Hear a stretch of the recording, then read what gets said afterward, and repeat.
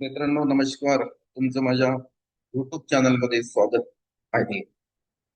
आज आपल्याला पवित्र पोर्टलचा एक जो बदललेला नियम आहे त्या नियमाविषयी सविस्तर चर्चा करायची आहे.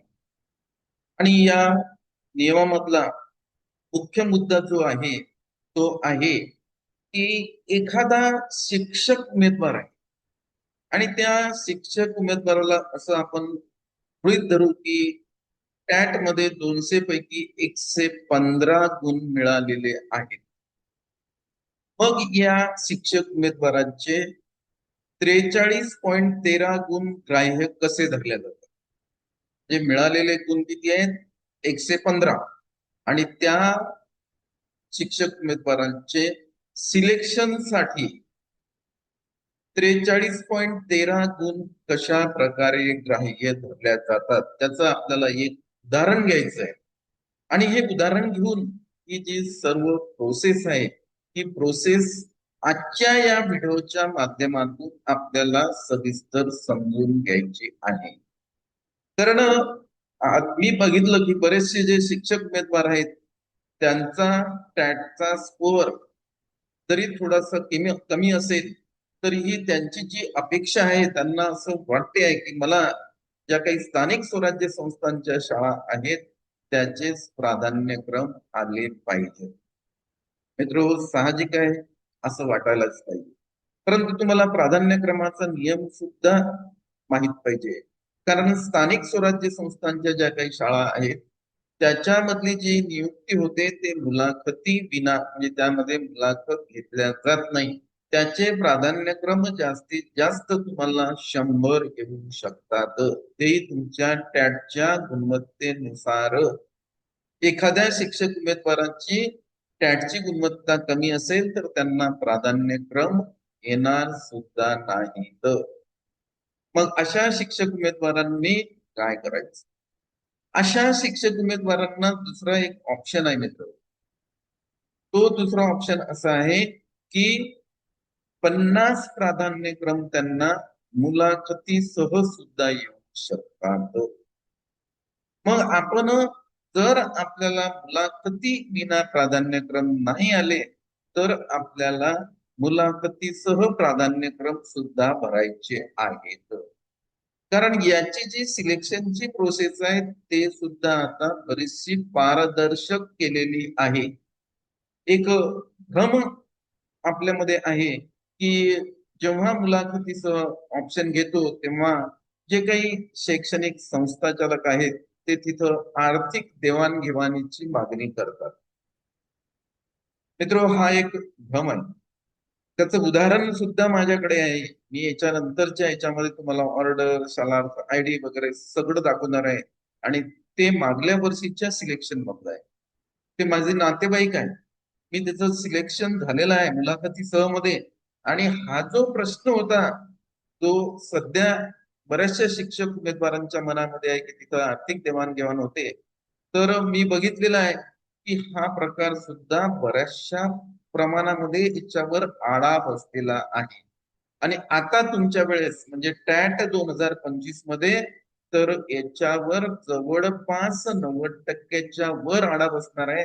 कारण त्याचं जे महत्वाचं कारण आहे ते म्हणजे त्याचं प्रमाण सुद्धा त्यांनी घटवलेलं आहे. ते उमेदवार पाठवण्याचं जे प्रमाण आहे ते मागच्या शैक्षणिक भरतीपेक्षा त्यांनी कमी केलेलं आहे. मागच्या शैक्षणिक भरतीमध्ये ते प्रमाण 1:10 होतं. आता त्यांनी 1:3 केलेलं आहे. हा महत्वाचा बदल त्याच्यामध्ये आहे. मागच्या भरतीमध्ये मुलाखतीसाठी 30 गुण होते आणि ते 30 गुण शिक्षण संस्थांच्या लहरीपणावर अवलंबून होते आणि फक्त त्या 30 गुणावरच सिलेक्शन होतं. आता याच्यामध्ये बदल झालेला आहे. आता काय बदल झालेला आहे तर आता मुलाखतीचा ऑप्शन घेतला तर 100 गुण त्याला दिलेले आहेत. आणि 100 गुणाची विभागणी जे परिपत्रक आहे ते सुद्धा व्यवस्थापक मंडळाला पाठवण्यात आलेलं आहे. आणि त्या गुणांचं व्हेरिफिकेशन संबंधित युओ ऑफिस करणार आहे. आणि त्यानंतरच त्या उमेदवाराचं सिलेक्शन होणार आहे. म्हणजे ही जी पद्धत आहे ही पद्धत बऱ्याच प्रमाणात आता पारदर्शक शासनाने केली. त्यामुळे तुम्ही मुलाखती विना हे जे आपण म्हणतोय किंवा झेडपीच्या शाळा म्हणतोय आपण, हे जर आपला टॅटचा स्कोर चांगला असेल तर अतिउत्तम आहे, तुम्हाला मिळणारच आहे. परंतु आपला टॅटचा स्कोर कमी आहे आणि मुलाखती विनाचे आपल्याला जर प्राधान्य आले नाही तर आपल्याला मुलाखतीसह ते प्राधान्य येऊ शकतात आणि ते प्राधान्यक्रम मी माझं असं वैयक्तिक मत आहे की ते आवश्यक. मग आता ही जी पद्धत आहे ही सिलेक्शनची पद्धत मी एक उदाहरण घेतो आणि ते उदाहरण घेऊन तुम्हाला जे काही टॅटचे एखाद्या उमेदवाराचे जर 115 गुण असतील तर त्याचे जे गुण आहेत ते 43.13 कसे ग्राह्य धरल्या जातात, ह्या आपल्या आजच्या या व्हिडिओचा मुख्य विषय आहे आणि त्या विषयाकडे आता आपण जाऊया. बघा, मी पुनश्च एक याच्यावर एक स्क्रीन शेअर करतो. त्या स्क्रीनच्या सहाय्याने आपल्याला हे सर्व समजावून घ्यायचं आहे आणि तुम्ही याच्यामधले जवळपास म्हणजे 90 गुण तुमच्या हाताने तुम्ही फिक्स करू शकता. ते तुम्हाला समजते की मला 100 पैकी 90 जे काही गुण आहेत त्याच्यापैकी किती गुण मिळतात, हे संबंधित शिक्षक उमेदवार कॅल्क्युलेट करू शकतात. एक उदाहरण देतो मी, या उदाहरणाच्या साहाय्याने तुम्ही ते कॅल्क्युलेट करा, माझं म्हणणं आहे. म्हणजेच मग तुमचा एक विश्वास बसेल की आपल्याला मुलाखतीसह ऑप्शन घ्यायला परवडतो की नाही. माझं वैयक्तिक मत आहे ऑप्शन 100% आपल्याला भरायचे आहेत. तर ऑप्शन घेणं ही भाग्याची गोष्ट आहे. कारण बरेचसे, मी जर मागची शिक्षक भरती 2022 जर आपण विचार केला तर बरेच असे शिक्षक उमेदवार आहेत त्यांना ऑप्शनच आले नाही. पण ऑप्शन आले नाही तर तुमचं डेट झालं. ते पहिल्या राऊंड मध्ये ते पवित्र पोर्टल तुमच्यासाठी काहीच नाही काम करत. पण ऑप्शन येणं हे फार मोठी भाग्याची गोष्ट आहे. ते ऑप्शन कोणतेही येऊ, तुम्हाला मुलाखती विना येऊ की मुलाखती सह येऊ. म्हणून तुमच्या मनामधला अगोदर हा भ्रम काढून टाका की नाही मला मुलाखती विनाच ऑप्शन पाहिजे, माझं जेटपी मध्येच झालं पाहिजे, असं नाही. सगळ्या गोष्टी आपल्या मनासारख्या घडत नसतात. काही गोष्टी त्या परिस्थितीचा विचार करून आपण स्वीकारल्या पाहिजेत. मग परिस्थितीचा विचार म्हणजे आपल्या गुणांचा विचार करून आपण स्वीकारल्या पाहिजेत. आपले गुण जर समजा मुलाखती सहसाठी जे असतील आणि मुलाखती सह साठी आपल्याला ऑप्शन आले असतील तर आपण ते भरायचे. आपले गुण जर हायएस्ट असतील आणि आपल्याला जर मुलाखती विना ऑप्शन आले तर आपल्याला ते सुद्धा 100% भरायचे आहे. अमुकच एक जिल्हा मला मिळाला पाहिजे असं करून, ही माझी तुम्हाला एक म्हणजे कडकडीची विनंती राहील, हे लक्षात घ्या. तर चला, या इकडे आपलं जो स्क्रीन आहे या स्क्रीनकडे आपण आता जाणार आहे. तर तुम्ही, माझी एक तुम्हाला विनंती राहील, हा व्हिडिओ जर तुम्हाला आवडला तर जरूर याला लाईक करा, त्याला भरपूर शेअर करा. तुमचे काही जे प्रश्न असतील मी प्रत्येक प्रश्नाला उत्तर देण्याचे प्रयत्न करतो शिक्षक उमेदवारांच्या. कारण तुमच्या इतकीच जी काही या म्हणजे तुमचं सिलेक्शन झालं पाहिजे, तुम्हाला याच्याबद्दल तरी थोडीफार मदत झाली पाहिजे, हाच एक माझा याच्या मागचा देश आहे. कारण मी या प्रक्रियेमधून गेलेला आहे. मी जवळपास 32 वर्ष याच्यामध्ये या संस्थेमध्ये जॉब केलेला आहे. त्यामुळे याच्यामधल्या बऱ्याचशा ज्या गोष्टी आहेत त्याच्या खाचाखोचा आहेत त्या आपल्याला बऱ्याचशा माहीत आहेत. त्यामुळे तुमच्या ज्या काही अडचणी आहेत विषयाच्या असतील, तुम्हाला कुठल्या विषयाचे प्राधान्य येतील, तुमचा मुख्य विषय कोणता, या सगळ्या गोष्टीचे उत्तर आपण देण्याचे प्रयत्न करूया. बघा, मी इथं एक भाग घेतला, 1 नंबर दिला आणि इथं दुसरा नंबर दिला. आता इकडे घेतलाय मी टॅट, त्याचा गुणभार. म्हणजे एखाद्या उमेदवाराला टॅट मध्ये जर समजा 100, आपण असं म्हणू 15 गुण आहेत, 200 पैकी 115 गुण आहेत, तर शिक्षण संस्था चालकांना बंधनकारक करण्यात आलेलं आहे की या 115 पैकी 75% गुण त्याचे ग्राह्य धरायचे, हे लक्षात घ्या. मग मी इथं घेतलेला आहे टॅट गुण 200 पैकी 115 आहेत त्या शिक्षक उमेदवाराला. त्यानंतर आता त्या उमेदवाराची शैक्षणिक अर्हता काय आहे ते बघू आपण. उमेदवाराची शैक्षणिक अर्हता BA ते प्रथम श्रेणीमध्ये असं आपण असं गृहीत धरतोय मी. कारण काय, तर तुमच्या शैक्षणिक अर्हताला सुद्धा आता गुणदान करावं लागते शिक्षण संस्था चालकाला. म्हणजे ही पद्धत जी आहे ही शासनाने तुमच्या फायद्याची केलेली आहे. याच्यामध्ये बऱ्याचशा प्रमाणात त्यांनी पारदर्शकता आणलेली आहे. कुठल्याच अफवावर तुम्ही विश्वास ठेवू नका. BA त्यांची प्रथम श्रेणी असेल त्याला 3 गुण आहेत. त्याच्यानंतर समजा ते MA आहेत, म्हणजे हे विशेष क्वालिफिकेशन झालेलं आहे. म्हणजे त्यांना 6 ते 8 वर अपॉइंटमेंट घ्यायची आहे.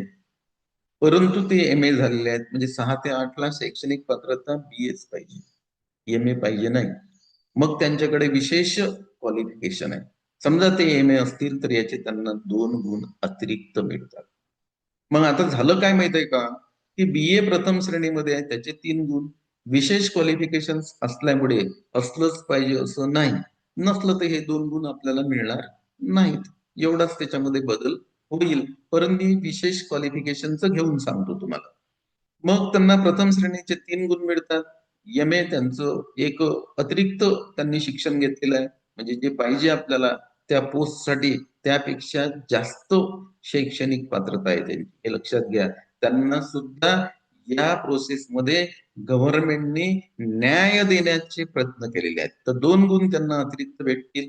आणि हे टॅटचे जर समजा आपण 115चे जर आपण 75% जर कॅल्क्युलेट केले तर ते 43.125.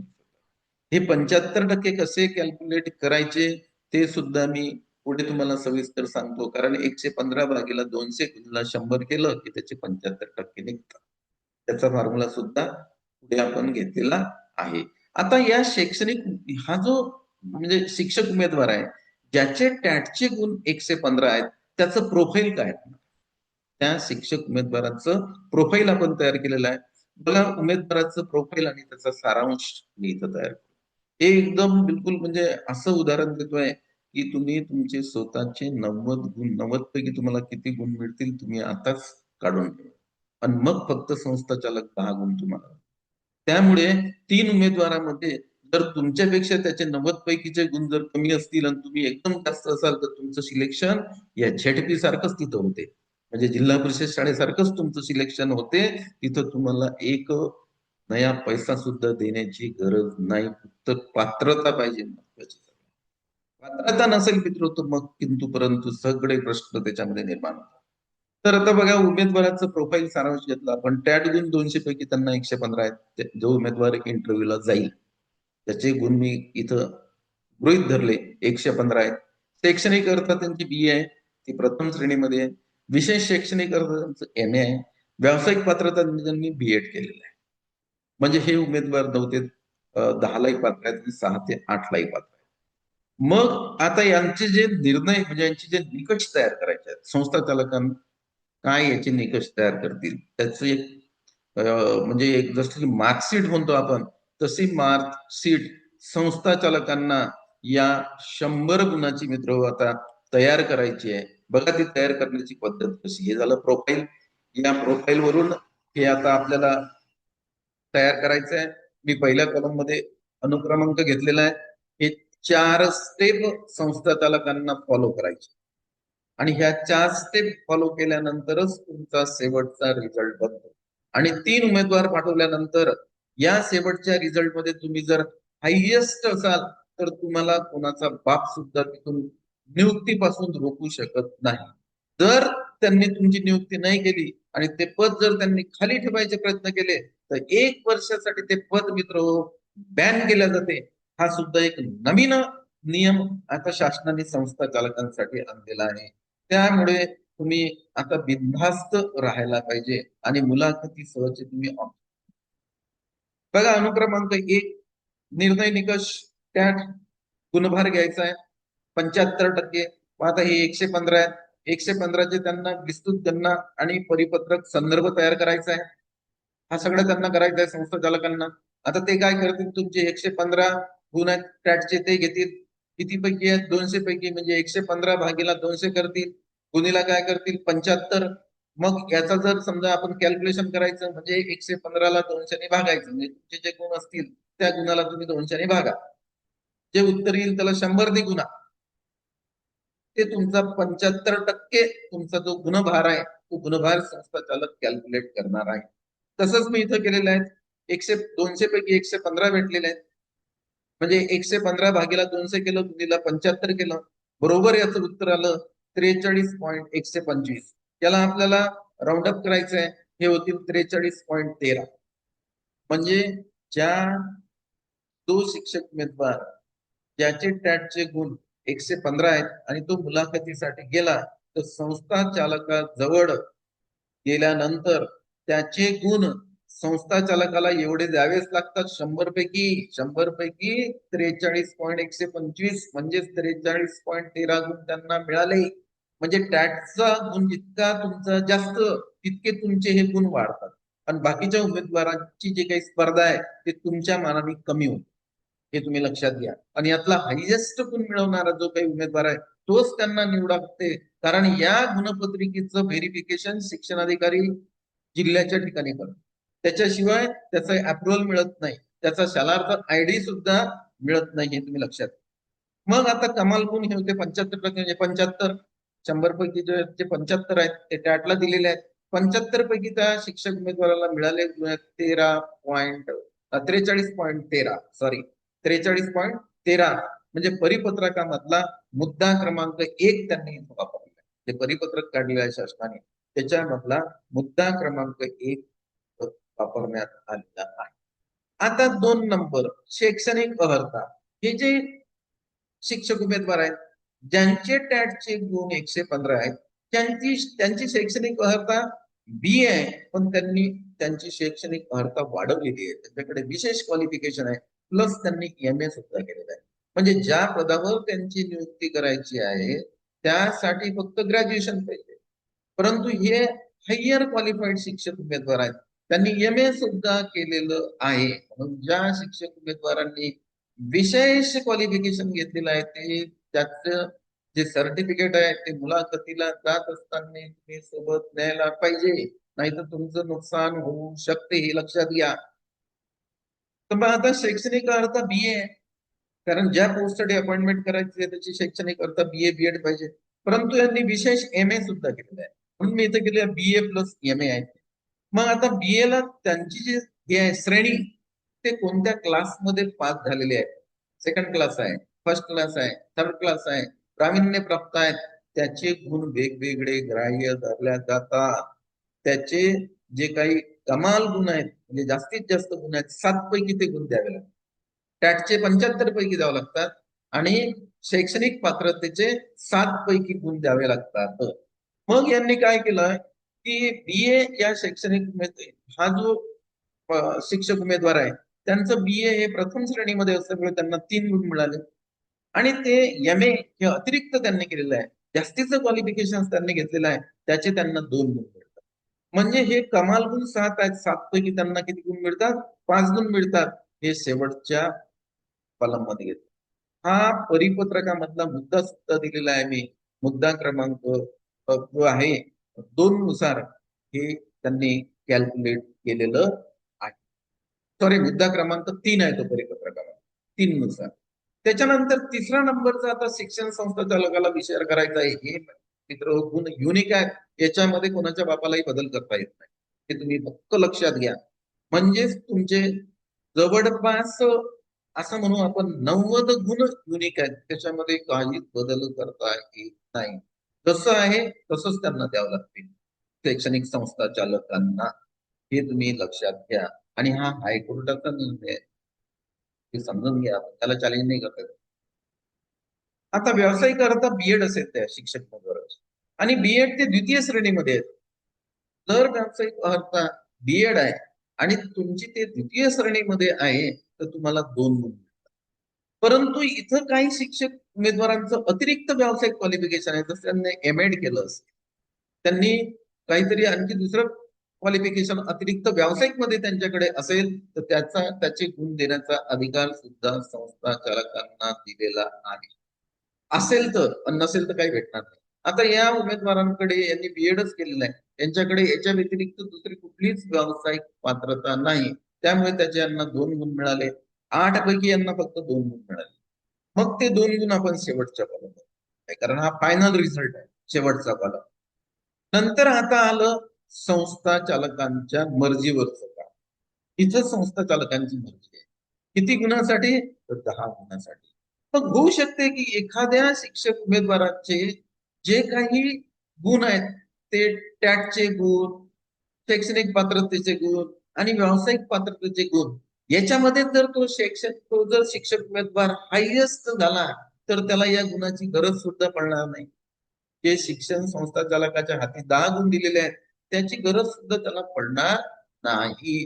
समजा खालच्या तुम्ही एकाच 3 पाठवले खाली 2 उमेदवार आहेत, त्या 2 उमेदवाराला 10 पैकी 10 दिले तरी त्यांचं जे ऍडिशन केलं ते ऍडिशन जर तुमच्यापेक्षा कमी येत असेल तर तुम्हाला त्यांना घ्यावंच लागते. कोणाच्या बापाला सुद्धा तुम्हाला नाकारता येत नाही, कारण या मार्कशीटचं व्हेरिफिकेशन मित्र आणि हे ऑनलाईन आहे सगळी पद्धत, त्यामुळे याच्यामध्ये कुठल्याच प्रकारची धांदली करता येईल. आता मुलाखत व अध्यापन कौशल्य आपण गृहीत धरू. समजा मुलाखत कौशल्यामध्ये त्यांना म्हणजे 5 आहेत मुलाखत कौशल्यात आणि अध्यापनासाठी 5 आहेत, तर 5 पैकी मुलाखतीमध्ये त्यांनी 3 गुण दिले तुम्हाला. आणि अध्यापन कौशल्य म्हणजे तुम्ही वर्गावर गेल्यानंतर तुम्ही पिरियड घेतला म्हणजे लेसन घेतला वर्गावर, तुम्ही चांगल्या प्रकारे शिकवलं, तयारी करून जर गेले तर तुम्ही फर्स्ट टीचिंग करू शकता, विद्यार्थ्यांना अध्यापन करू शकता. तुम्हाला 2 पद्धती असतात अध्यापन करण्याच्या, त्या पण तुम्ही लक्षात घ्या. तुमचा जर भाषा विषय असेल तर तुमची कथाकथन पद्धत राहील. तुमचा जर सायन्स किंवा गणित विषय असेल तर तुमची प्रश्न उत्तर पद्धत राहते आणि आपण भाषा विषयामध्ये सुद्धा प्रश्न उत्तर पद्धत वापरू शकतो. म्हणजेच काय, अध्यापन करीत असताना आपल्याला विद्यार्थ्यांचा सहभाग जास्तीत जास्त असला पाहिजे. विचारलेल्या प्रश्नाला विद्यार्थ्यांनी उत्तर दिले पाहिजेत, हे सगळ्यात महत्वाचं आहे. त्यामुळे आपण चांगलं स्टडी करा. आपल्या अध्यापनामध्ये आपण जेव्हा शिकवतो तेव्हा विद्यार्थ्यांचा सहभाग जास्तीत जास्त. सामूहिक उत्तर स्वीकारू नका. एका म्हणजे विद्यार्थ्यांना हात वर करायला लावा आणि त्याच्यापैकी एकाच विद्यार्थ्याला उत्तर विचारा.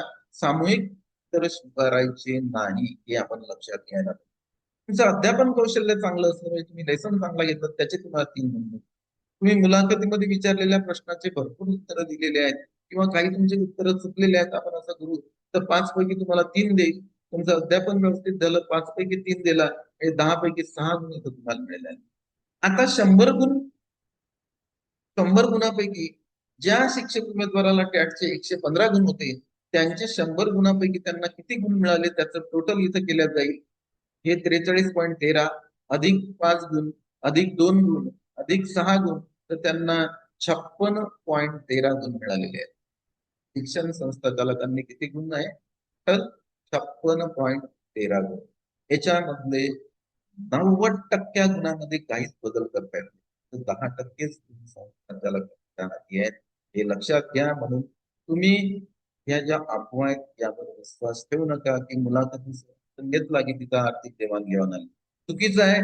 मी या अनुभवातून मागच्या वेळेस गेलो, एकाच 10 मध्ये गेलेलो, तिथेही मला हा अनुभव आलेला नाही, हे लक्षात घ्या. त्यांनी सरळ सांगितलं की लेसन चांगला झाला, टॅटचे गुण सगळे चांगले आहेत आणि या शिक्षक उमेदवाराला मला घ्यायचं. स्पष्टच ते संस्था चालक माझ्याशी, कारण काय, त्यांना सुद्धा आता बऱ्याचशा गोष्टीमध्ये रिस्ट्रिक्शन आलेले आहेत. त्यांनी जर समजा 3 उमेदवार पाठवले, त्यांचं जर त्यातला जर त्यांनी एकही उमेदवार घेतला नाही तर ते पद 1 वर्षासाठी बॅन आणि 1 वर्ष पुन्हा त्या विद्यार्थ्यांचं नुकसान करणं म्हणजे अगोदरच तो शाळेमध्ये ऍडमिशन नाही आणि तिथं जर टीचिंग नसलं तर विद्यार्थी येत नाहीत आणि विद्यार्थी आले नाहीत तर शाळा जे अनुदान प्राप्त असते ते कुठल्याच शिक्षण संस्था चालकाला बंद करणं परवडत नाही. आपण त्यात पाहिजे म्हणजे ज्या शिक्षक उमेदवारांचे टॅटचे गुण 115 होते त्याचे 75% 43.13 पकडलेले आणि बाकीचे तुमची शैक्षणिक आणि व्यावसायिक पात्रता याच्यापर्यंत 90 गुण आहेत आणि 10 गुणच फक्त तुमचं मुलाखत आणि अध्यापन कौशल्य. पदरच्या निवडीमध्ये 30 गुण होते आणि त्या 30 गुणावरच निवड होती, म्हणजे पूर्ण अधिकार संस्था चालकांना दिलेले होते. आता तसं केलेलं नाही. बऱ्याच प्रमाणात या पद्धतीमध्ये मुलाखतीसह मध्ये सुधारणा केलेल्या आहेत. म्हणून आजचं माझं हेडिंग होतं, एखादा जर शिक्षक उमेदवार आहे त्याचे जर टॅटचे गुण 115 असतील तर त्याचे 43.13 कसे होतात, यावर आपण आजचा हा व्हिडिओ बनवलेला आहे. आणि या परिपत्रकानुसार आता संस्था चालकांना सिलेक्शन करणं बंधनकारक आहे. खाली त्या संस्था चालकाची जे काही समजा हे असेल, त्यांना सूचना सुद्धा त्याच्यामध्ये टाकते की वरील परिपत्रकानुसार उमेदवाराच्या दिलेल्या माहितीनुसार उमेदवाराचे एकूण गुण 56.13 आहेत असे नोटशीट त्यांना टाकावं लागते. त्याच्यावर संबंधित संस्थेचा स्टॅम्प मारावा लागते. त्याच्यावर त्या अध्यक्षाची सही आणि ते ईओ ऑफिसला पाठवावं लागते. ईओ त्या फाईलची पूर्ण व्हेरिफिकेशन करतो.